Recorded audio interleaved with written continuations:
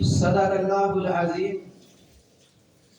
ہر قسم کی حمد و ثنا اللہ رب العالمین کے واسطے، جو ساری کائنات کا مالک بھی ہے، ساری کائنات کا خالق بھی ہے، ساری کائنات کا رازق بھی ہے، ساری کائنات کا داتا، دستگیر اور علی کل شیء قدیر ہے۔ احد بھی وہی ہے، صمد بھی وہی ہے، لم یلد ولم یولد بھی وہی ہے۔ وہ بے نیاز ہے، نہ کسی کا باپ ہے اور نہ ہی کسی کا بیٹا ہے، اس کا کوئی ہمسر نہیں۔ اگر وہ چاہے تو بیٹے عطا کرے، اگر وہ چاہے تو بیٹیاں عطا کرے، اگر وہ چاہے تو بیٹے اور بیٹیاں ملا کے عطا کرے، اگر وہ چاہے تو کچھ بھی نہ عطا کرے، اور اگر وہ چاہے تو عطا کر کے چھین لے، یہ بھی اس کی مرضی ہے۔ حضرات، حمد و ثنا کے بعد لا تعداد بے شمار انگنت درود و سلام ہو امام الانبیاء خطیب الانبیاء جناب محمد الرسول اللہ صلی اللہ علیہ وسلم کی ذات اقدس پہ۔ اللہ رب العالمین کا بڑا ہی فضل ہے، بڑا ہی کرم ہے کہ اس اللہ نے آج ہم سب کو لا کر کے اپنے گھر میں اکٹھا کر دیا ہے۔ میں تو کہا کرتا ہوں کہ جس کو کسی سے پیار ہو، محبت ہو، الفت ہو، وہ اسے اپنے گھر میں ضرور بلاتا ہے، اسے اپنے گھر میں دعوت دیتا ہے۔ میرا یقین ہے کہ اللہ رب العالمین کو ہم سب سے بڑا ہی پیار اور محبت ہے کہ اس اللہ نے آج ہم سب کو لا کر کے اپنے گھر میں اکٹھا کر دیا۔ حضرات، یہ بات ذہن نشین رہے کہ انبیاء علیہم السلام کے بعد صحابہ وہ ہیں جن کو اللہ رب العالمین نے انبیاء علیہ السلام کے بعد اعلیٰ اور بالا مقام پر فائز کر دیا ہے۔ انبیاء کے بعد صحابہ اعلیٰ اور بالا مقام پر فائز ہیں۔ اسی طرح حضرت عبداللہ بن مسعود رضی اللہ تعالی عنہ بیان کرتے ہیں کہ نبی علیہ السلام نے فرمایا، اللہ رب العالمین نے کائنات کے تمام لوگوں کے دلوں کو چیک کیا، لوگوں کے دلوں پہ نظر ڈالی، نبی علیہ السلام جناب محمد الرسول اللہ صلی اللہ علیہ وسلم کے دل کو سب سے بہتر پایا، تو آپ علیہ السلام کو کائنات کا امام اور نبی بنا دیا۔ پھر نبی علیہ السلام کے بعد اللہ رب العالمین نے باقی لوگوں کے دلوں پہ نظر ڈالی، باقی لوگوں کے دلوں کو چیک کیا، تو نبی علیہ السلام کے بعد باقی صحابہ کے دل اللہ رب العالمین کو پسند آئے، بہتر لگے، ان کو اللہ تعالیٰ نے نبی علیہ السلام کا رفیق اور اصحاب بنا دیا، نبی علیہ السلام کے صحابہ بنا دیا۔ یہی وجہ ہے کہ نبی علیہ السلام نے فرمایا کہ میرا کوئی ایک صحابی بھی ایک مٹھ جو یا آدھا مٹھ جو اللہ کے راستے میں صدقہ کر دے، اور صحابہ کے بعد تابعین سے لے کر قیامت کی دیواروں تک کوئی بندہ بھی احد کے پہاڑ کے برابر بھی صدقہ کر دے تو اس صحابی کے ایک یا آدھے مٹھ جو کا مقابلہ نہیں کر سکتا۔ اللہ رب العالمین نے صحابہ کو اتنی فضیلت سے نوازا ہے، اتنے مقام اور مرتبے سے نوازا ہے۔ یہ بھی یاد رکھنا کہ صحابہ کی جماعت تو وہ ہے جس کے بارے میں اللہ تعالیٰ نے فیصلہ کر دیا کہ یہ پکے جنتی ہیں، رضی اللہ عنہم ورضوا عنہ، اللہ ان سے راضی ہو گیا اور وہ اللہ سے راضی ہو گئے۔ اس کا مطلب ہی یہی ہے کہ اللہ رب العالمین نے ان کے گناہوں کو، ان کی لغزشوں کو معاف کر کے جنت کا سرٹیفکیٹ ادا کر دیا۔ صحابہ کے بعد تابعین سے لے کر قیامت تک آنے والا کوئی بھی آ جائے، اس کے بارے میں پکے طور پر کنفرم یہ نہیں کہا جا سکتا کہ وہ جنتی ہیں۔ صرف صحابہ کی ہی وہ جماعت ہے جن کے بارے میں کہا جا سکتا ہے کہ وہ کنفرم جنتی ہیں۔ لہذا صحابہ کے بعد کوئی بھی آ جائے اس کے بارے میں یہ دعویٰ نہیں کیا جا سکتا کہ وہ جنتی ہیں۔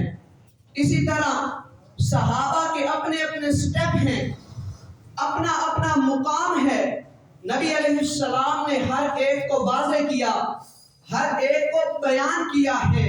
سب سے پہلے عشرہ مبشرہ صحابہ، ان میں سے بھی سب سے پہلے حضرت ابو بکر صدیق رضی اللہ تعالی عنہ کا مقام ہے، اس کے بعد حضرت عمر رضی اللہ تعالی عنہ، پھر حضرت عثمان رضی اللہ تعالی عنہ، ان کے بعد حضرت علی رضی اللہ تعالی عنہ، ان کے بعد حضرت طلحہ، زبیر، حضرت سعد، سعید، عبد الرحمن بن عوف، ابو عبیدہ بن جرح۔ یہ 10 صحابہ جن کے بارے میں نبی علیہ السلام نے فرمایا کہ یہ پکے جنتی ہیں، ان کو عشرہ مبشرہ کہا جاتا ہے، کہ ان کو نبی علیہ السلام نے ان 10 کو جنت کی خوشخبری اور بشارت سنائی ہے۔ پھر ان کے بعد بدر والے صحابہ، اللہ رب العالمین نے بدر والے صحابوں پر جھانکا، ان کو معاف کر دیا، ان کی خطاؤں کو درگزر کر دیا۔ اسی طرح صحابہ میں سے نبی علیہ السلام نے فرمایا وہ صحابہ جو بدر میں حاضر ہوئے تھے، جنہوں نے بدر کی جنگ لڑی تھی، وہ باقی صحابہ کی بنسبت افضل ہیں۔ تو حضرت جبریل علیہ السلام آئے، آ کر کے نبی علیہ السلام سے فرمایا اے اللہ کے پاک پیغمبر، جس طرح آپ کے بدر والے صحابہ باقی صحابہ سے افضل ہیں، اسی طرح بدر کے اندر جو مسلمانوں کی مدد کے لیے، صحابہ کی مدد کے لیے آسمان سے فرشتے آئے تھے۔ حضرت جبریل نے کہا اے اللہ کے پاک پیغمبر، جو فرشتے بدر کے اندر صحابہ کی مدد کے لیے آئے تھے، وہ فرشتے باقی فرشتوں سے افضل ہیں۔ یعنی کہ اتنا مقام ہے بدر کے اندر شریک ہونے والوں کا، بدر کے اندر شرکت کرنے والوں کا۔ اسی طرح ان کے بعد صلح حدیبیہ والے، پھر فتح مکہ والے۔ اللہ رب العالمین فرماتے ہیں چاہے کوئی بدر میں شریک ہوا ہے، چاہے کوئی فتح مکہ پر ایمان لے آیا ہے، اللہ رب العالمین نے ہر ایک کو معاف کر دیا ہے، لہم الحسنہ، ہر ایک کو جنت کا وارث بنا دیا ہے۔ یہ بات یاد رہے کہ صحابہ کنفرم جنتی ہیں، چاہے پہلے عشرہ مبشرہ ہوں، بدر میں شریک ہونے والے ہوں، چاہے فتح مکہ کے بعد ایمان لانے والے ہوں۔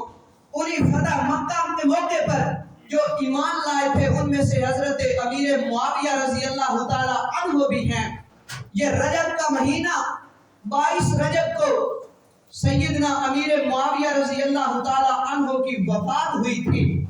یہ وہ حضرت امیر معاویہ ہیں جنہوں نے افریقہ سے لے کر سندھ تک سارے علاقوں کو فتح کیا، سندھ سے افریقہ سے لے کر سندھ تک اسلام کا پرچم لہرایا امیر معاویہ رضی اللہ تعالی عنہ نے۔ اور یہ وہ صحابی ہیں جنہوں نے 66 لاکھ مربع میل پر اسلام کا پرچم لہرایا، اسلام کا جھنڈا لہرایا۔ آپ نے سنا ہوگا کہ 22 رجب کو کچھ لوگ کنڈے بھرتے ہیں، میٹھی چیزیں بنا کر تقسیم کرتے ہیں۔ لوگوں کے اندر ایک واقعہ مشہور کیا گیا ہے کہ جعفر صادق رحمہ اللہ اس دن پیدا ہوئے تھے، اس لیے ان کی خوشی کے اندر کنڈے بھرے جاتے ہیں، میٹھی چیزیں تقسیم کی جاتی ہیں۔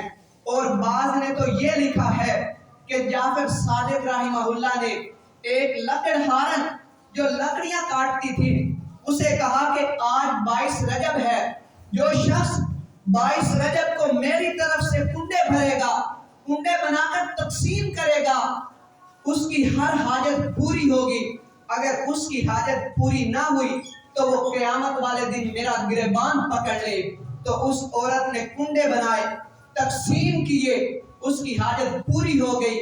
تو آج لوگوں کے اندر بھی یہی واقعہ مشہور ہو چکا ہے کہ حضرت امام جعفر رحمہ اللہ کی طرف سے جو کنڈے بھرے گا 22 رجب والے دن، میٹھی چیزیں بنا کر تقسیم کرے گا، اس کی حاجت پوری ہو جائے گی۔ یاد رکھیے جتنی بھی مستند کتابیں ہیں احادیث کی، صحابہ کے آثار کی، کسی بھی کتاب سے یہ واقعہ ثابت نہیں ہے، کسی کتاب میں وہ واقعہ نہیں ملے گا۔ بخاری ہو، ابو داؤد، نسائی، ترمذی، ابن ماجہ، مسند احمد، موطا امام مالک، مصنف عبد الرزاق، کوئی بھی کتاب اٹھا لے، احادیث کی کتاب ہو، آثار کی کتاب ہو، کسی بھی مستند کتاب کے اندر آپ کو یہ واقعہ نہیں ملے گا۔ یہ امت کو دھوکہ دیا جا رہا ہے۔ جعفر صادق رحمہ اللہ کا واقعہ پھیلا کر لوگوں میں شائع اور عام کر کے، حقیقت کے اندر ایک فرقہ ہے صحابہ سے بغض، اناد اور دشمنی کی وجہ سے 22 رجب کو کنڈے بھرتا ہے، امیر معاویہ رضی اللہ تعالی عنہ کی وفات کی خوشی مناتا ہے۔ لہذا جعفر صادق رحمہ اللہ والا واقعہ کہیں سے ثابت نہیں ہے، صرف حضرت امیر معاویہ رضی اللہ تعالی عنہ کی وفات پر خوشی جشن منایا جاتا ہے۔ اسی طرح میٹھی چیزیں تقسیم کی جاتی ہیں۔ تو یاد رہے 22 رجب کو سیدنا امیر معاویہ رضی اللہ تعالی عنہ کی وفات ہوئی تھی۔ یہ امیر معاویہ فتح مکہ کے موقع پر اسلام لائے تھے اور انہوں نے 20 سال حکومت کی تھی۔ جب نبی علیہ السلام نے مکہ فتح کیا تو حضرت امیر معاویہ رضی اللہ تعالی عنہ کے والد ابو سفیان رضی اللہ تعالی عنہ نبی علیہ السلام کے پاس آئے، آ کر کے کہا کہ اللہ کے پاک پیغمبر، میری 3 درخواستیں ہیں، آپ قبول کر لیجئے، میری 3 عرضیں ہیں۔ نبی علیہ السلام نے فرمایا بتلائیے کیا ہیں؟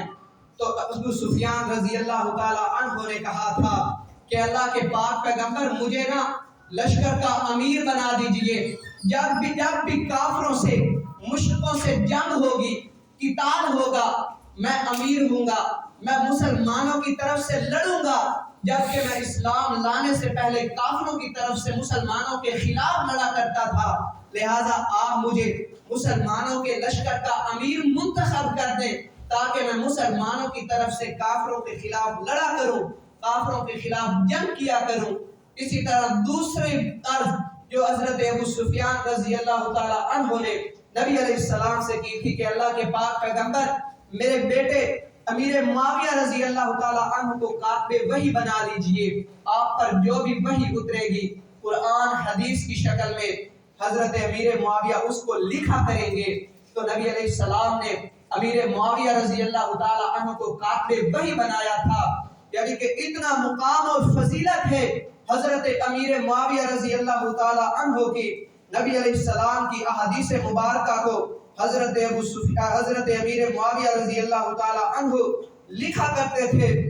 اور تیسری جو عرض ابو سفیان رضی اللہ تعالی عنہ نے کی تھی کہ اللہ کے پاک پیغمبر، میری بیٹی ام حبیبہ عرب کی تمام عورتوں میں سے ایک حسین اور جمیل عورت ہے، آپ ان سے نکاح کر لیجئے، میں آپ کے عقد میں دیتا ہوں، میں آپ کی زوجیت میں اس کو نکاح میں دیتا ہوں۔ تو نبی علیہ السلام نے یہ بھی منظور کر لیا۔ اسی طرح ابو طالب ابو عبداللہ سے پوچھتے ہیں کہ میں امیر معاویہ رضی اللہ تعالی عنہ کو اور عبداللہ بن عمر رضی اللہ تعالی عنہما کو امت کا ماموں کہہ سکتا ہوں؟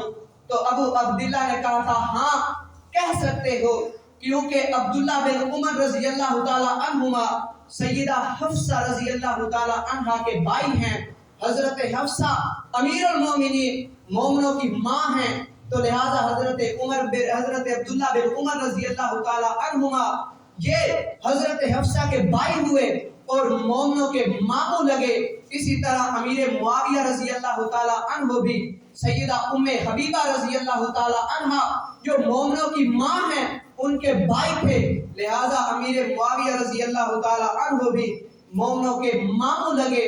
یاد رہے کہ حضرت امیر معاویہ مومنوں کے ماموں ہیں، جس طرح ام حبیبہ رضی اللہ تعالی عنہ تمام مومنوں کی ماں ہیں۔ اللہ رب العالمین نے نبی علیہ السلام کی تمام ازواج کو مومنوں کی ماں قرار دیا ہے، جس طرح ام حبیبہ رضی اللہ تعالی عنہ ہماری ماں ہیں، اسی طرح حضرت امیر معاویہ رضی اللہ تعالی عنہ ہمارے ماموں ہیں۔ اسی طرح ام حرام رضی اللہ تعالی عنہ کہتی ہیں کہ نبی علیہ السلام نے مجھے ایک دن کہا کہ وہ لشکر جو سب سے پہلے بحری جنگ لڑے گا، سمندر کے اندر جہاد کرے گا، سب سے پہلے اللہ رب العالمین اس پر جنت کو واجب کر دیں گے۔ تو ام حرام رضی اللہ تعالی عنہا نے کہا اللہ کے پاک پیغمبر کیا میں بھی ان میں سے ہوں؟ تو نبی علیہ السلام نے فرمایا ہاں آپ بھی انہی میں سے ہو۔ پھر نبی علیہ السلام نے کہا، اس کے بعد نبی علیہ السلام نے فرمایا، جب حضرت ام حرام نے کہا کہ آپ بھی انہی میں سے ہو، تو اس کے بعد صحابہ نے، تابعین نے بتایا، یہ بات واضح کی کہ بحری جنگ سب سے پہلے جنہوں نے لڑی تھی وہ امیر معاویہ رضی اللہ تعالی عنہ تھے۔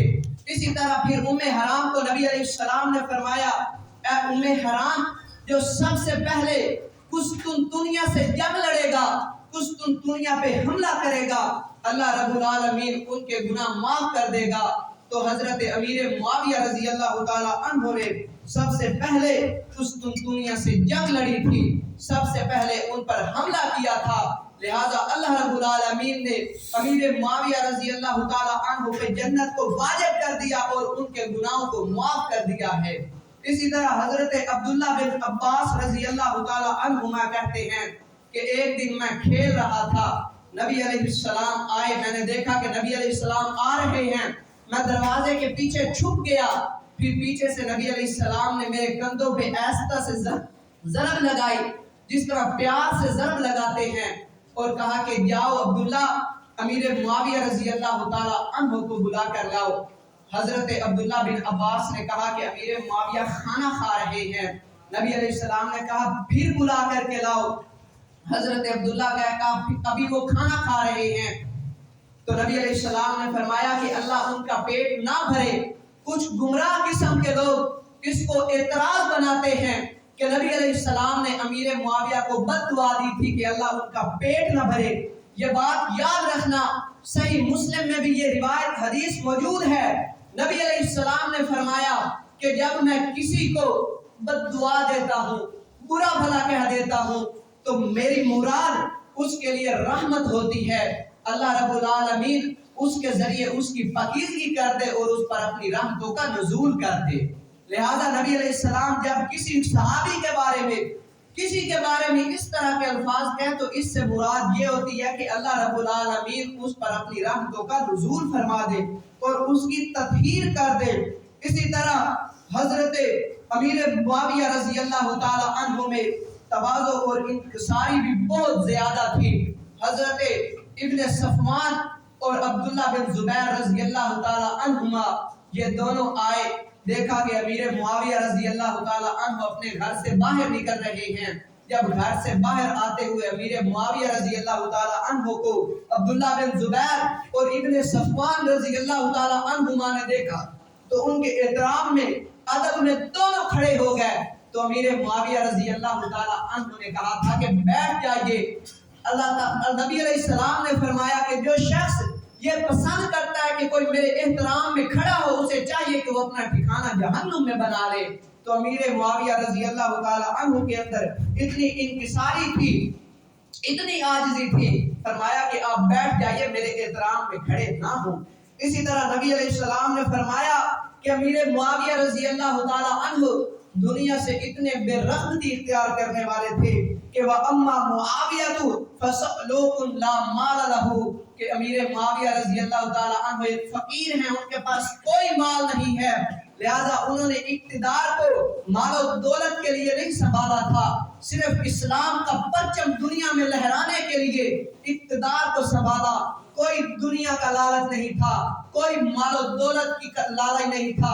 نبی علیہ السلام نے واضح طور پہ فرما دیا کہ امیر معاویہ رضی اللہ تعالی عنہ کے پاس کوئی مال نہیں ہے۔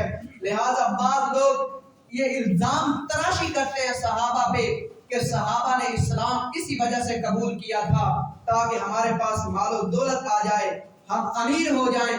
لہذا یہ بات بالکل باطل اور غلط ہے۔ صحابہ نے اسلام کی سربلندی کے لیے اسلام قبول کیا تاکہ پوری کائنات کے اندر اللہ رب العالمین کے اسلام کا نفاذ ہو جائے۔ اسی طرح ام علقمہ رضی اللہ تعالی عنہ بیان کرتی ہیں کہ ایک دن امیر معاویہ رضی اللہ تعالی عنہ شام سے مدینہ کے اندر آئے۔ مجھے کہا کہ سیدہ عائشہ رضی اللہ تعالی عنہا کے پاس جائیں، ان سے نبی علیہ السلام کی چادر، ایک سادہ چادر تھی نبی علیہ السلام کی، نبی علیہ السلام اس وقت فوت ہو چکے تھے۔ حضرت امیر معاویہ رضی اللہ تعالی عنہ نے ام علقمہ رضی اللہ تعالی عنہا سے کہا کہ سیدہ عائشہ رضی اللہ تعالی عنہا کے پاس جائیں، ان سے نبی علیہ السلام کی سادہ چادر اور نبی علیہ السلام کے بال لے کر آئیں۔ تو ام علقمہ رضی اللہ تعالی عنہا کہتی ہے میں حضرت عائشہ رضی اللہ تعالی عنہا سے نبی علیہ السلام کی وہ سادہ چادر اور بال لے کر کے امیر معاویہ رضی اللہ تعالی عنہ کے پاس لے کر آئی۔ تو امیر معاویہ رضی اللہ تعالی عنہ نے نبی علیہ السلام کی محبت میں وہ چادر پہن لی اور نبی علیہ السلام کے بال مبارک تھے ان کو پانی میں ڈالا، پانی میں بھگوئے، پھر پانی امیر معاویہ رضی اللہ تعالی عنہ نے پیا اور جو پانی بچا تھا ان کو اپنے جسم پہ بہا دیا۔ اسی طرح حضرت عبداللہ بن عباس سے پوچھا گیا کہ حضرت امیر معاویہ ایک رکعت وتر پڑھتے ہیں، کیا یہ ٹھیک ہے یا غلط ہے؟ تو حضرت عبداللہ بن عباس رضی اللہ تعالی عنہما نے کہا تھا کہ حضرت امیر معاویہ خود فقیہ ہیں، مجتہد ہیں، لہذا نبی علیہ السلام سے ویسے بھی ثابت ہے کہ نبی علیہ السلام نے فرمایا کہ ان اللہ وتر یحب الوتر، کہ اللہ رب العالمین تنہا ہے، اکیلا ہے، اور اللہ رب العالمین ایک ہی وتر کو پسند کرتے ہیں۔ تو اس میں کوئی حرج نہیں، امیر معاویہ رضی اللہ تعالی عنہ فقیہ اور مجتہد ہیں۔ اور یاد رہے کہ کچھ گمراہ لوگ امیر معاویہ رضی اللہ تعالی عنہ پر الزام لگاتے ہیں کہ حضرت علی رضی اللہ تعالی عنہ کی بغاوت کی، ان کی بیعت نہیں کی۔ حضرت امیر معاویہ رضی اللہ تعالی عنہ کا اپنا اجتہاد تھا، حضرت علی رضی اللہ تعالی عنہ کا بھی اپنا اجتہاد تھا، دونوں صحابہ مجتہد تھے، اپنا اجتہاد تھا۔ نبی علیہ السلام نے فرمایا کہ زیادہ حق پر وہ گروہ ہوگا جو کھارجیوں کو قتل کرے گا، لہذا یاد رکھیے دونوں حق پر تھے۔ مثال کے طور پہ میں کہتا ہوں کہ فلاں بھی حق پہ ہے، فلاں بھی حق پہ ہے، لیکن وہ جو آدمی ہے وہ زیادہ حق پر ہے، لہذا یاد رہے۔ اسی طرح امیر معاویہ رضی اللہ تعالی عنہ اور حضرت علی رضی اللہ تعالی عنہ یہ حق پر تھے، اجتہادی غلطی تھی، البتہ حضرت علی رضی اللہ تعالی عنہ وہ زیادہ حق پہ تھے اور مد مقابل امیر معاویہ بھی حق پہ تھے، جبکہ بعض لوگ کہتے ہیں کہ امیر معاویہ رضی اللہ تعالی عنہ باطل پہ تھے۔ یہ گمراہ لوگوں کا عقیدہ ہے۔ یاد رکھیے ہمارا عقیدہ یہی ہے کہ صحابہ سے جو بھی لفظ ہوئی، جو بھی ہوا، ان کی اجتہادی غلطی تھی۔ اللہ رب العالمین نے اگر اجتہادی غلطی کے اندر بندے سے خطا بھی ہو جائے تو اللہ رب العالمین اس کو ایک اجر عطا کر دیتے ہیں، اور اگر اجتہادی غلطی میں بندہ ثابت کو پہنچ جائے، درست طریقے کو پہنچ جائے، تو اس کو 2 اجر ملتے ہیں۔ لہذا یاد رہے صحابہ کا اجتہاد تھا، ویسے بھی اللہ رب العالمین نے ان سے درگزر کر کے ان کو معاف کر دیا تھا۔ حضرت عبداللہ بن مبارک رحمہ اللہ وقت کے بہت بڑے محدث تھے، ان سے کسی سوال کرنے والے نے سوال کیا کہ اے عبداللہ، اب عمر بن عبدالعزیز افضل ہیں یا امیر معاویہ رضی اللہ تعالی عنہ افضل ہیں؟ تو حضرت عبداللہ بن مبارک نے کہا تھا کہ امیر معاویہ رضی اللہ تعالی عنہ کی ناک کے اندر جو خاک پہنچتی ہے، امیر معاویہ کی ناک میں اندر پہنچنے والی مٹی بھی عمر بن عبدالعزیز سے بہتر ہے، کیونکہ امیر معاویہ رضی اللہ تعالیٰ عنہ صحابی رسول تھے اور عمر بن عبدالعزیز تابعی تھے۔ نبی علیہ السلام کے صحابہ کا بعد میں آنے والوں کے ساتھ کوئی تقابل نہیں ہے۔ اسی طرح امام احمد بن حنبل وقت کے امام ہیں، مجلس لگی ہوئی ہے، سوال کرنے والے نے امام احمد سے سوال کیا کہ بتلائیے عمر بن عبدالعزیز افضل ہیں یا امیر معاویہ رضی اللہ تعالیٰ عنہ افضل ہیں؟ تو امام احمد بن حنبل رحمہ اللہ نے کہا تھا کہ تو امیر معاویہ کو بات کرتا ہے، عمر بن عبدالعزیز جیسے 600 بھی آ جائے تو امیر معاویہ نے جو نبی علیہ السلام کے چہرے کی زیارت کی ہے، شرف صحابیت کو حاصل کیا ہے، عمر بن عبدالعزیز جیسے 600 بھی آ جائے تو امیر معاویہ رضی اللہ تعالی عنہ کے شرف صحابیت کا بھی مقابلہ نہیں کر سکتے۔ اللہ رب العالمین نے اتنا مقام دیا تھا امیر معاویہ رضی اللہ تعالی عنہ کو۔ اسی طرح ابراہیم بن میسرہ کہتے ہیں کہ عمر بن عبد العزیز کا دور تھا، اس دور کے اندر کوئی آدمی بھی اگر امیر معاویہ رضی اللہ تعالی عنہ کے بارے میں برا بھلا کہتا، ان کو گالی دیتا، تو عمر بن عبد العزیز رحمہ اللہ اس کو کوڑے لگایا کرتے تھے۔ ایک انصاف پسند تھے، عادل تھے عمر بن عبد العزیز، کبھی کسی کو نہیں مارا تھا، کبھی کسی کو کوڑے نہیں لگائے تھے۔ لیکن جو شخص بھی امیر معاویہ رضی اللہ تعالی عنہ کے بارے میں برا عقیدہ رکھتا تو عمر بن عبد العزیز رحمہ اللہ اس کو کوڑے لگایا کرتے تھے۔ اسی طرح نبی علیہ السلام نے فرمایا تھا حضرت حسن رضی اللہ تعالی عنہ کے بارے میں کہ ان ابنی ھذا سید، یہ میرا بیٹا سردار ہے، دو مسلمانوں کی عظیم جماعتوں کے درمیان، دو مسلمانوں کے عظیم گروہوں کے درمیان یہ صلح کرائے گا۔ نبی علیہ السلام نے دونوں گروہوں کو عظیم قرار دیا، ایک امیر معاویہ رضی اللہ تعالی عنہ کا گروہ تھا اور دوسرا حضرت علی رضی اللہ تعالی عنہ کا گروہ تھا۔ امیر معاویہ حضرت حسن رضی اللہ تعالی عنہ نے دونوں کے اندر صلح کرائی، نبی علیہ السلام کی اس پیشین گوئی کو پورا کیا۔